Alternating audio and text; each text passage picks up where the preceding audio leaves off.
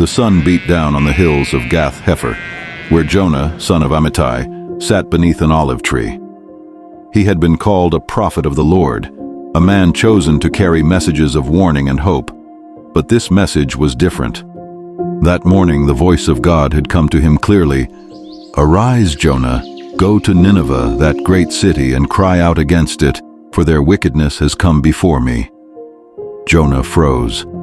Nineveh, the cruel Assyrian city, feared by all Israel. Why should God send him to warn those enemies? Why not destroy them outright? Anger burned in his heart. "No, Lord," he muttered, "I will not go." That night, Jonah slipped away toward the port city of Joppa. There, among the bustling merchants and the smell of fish and tar, he found a ship bound for Tarshish, as far west as a man could sail. He paid the fare and descended into the hold, his heart heavy but his mind set. He would flee from the presence of the Lord, or so he thought. The voyage began under a calm sky, but soon the winds turned wild. Black clouds swallowed the sun, and the sea rose like a living thing. Waves pounded the ship. Sailors cried out as rain lashed their faces.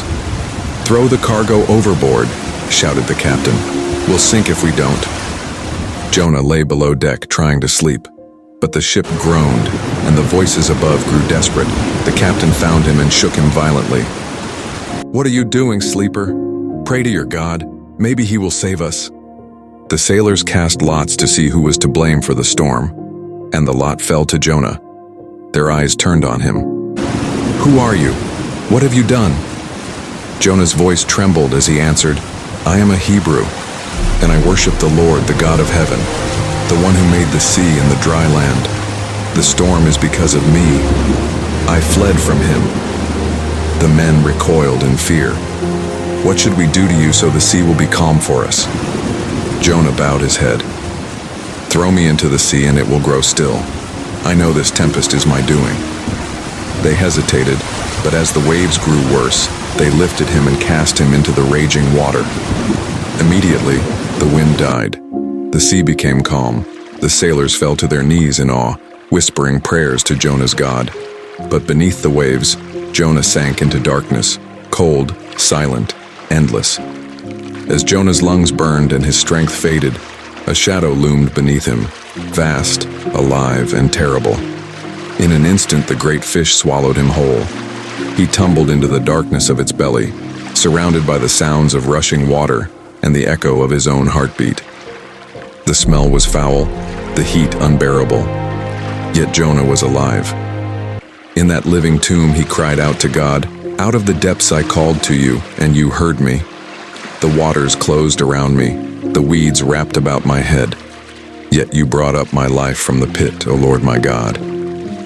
For 3 days and 3 nights Jonah prayed, repenting for his disobedience, surrendering his pride.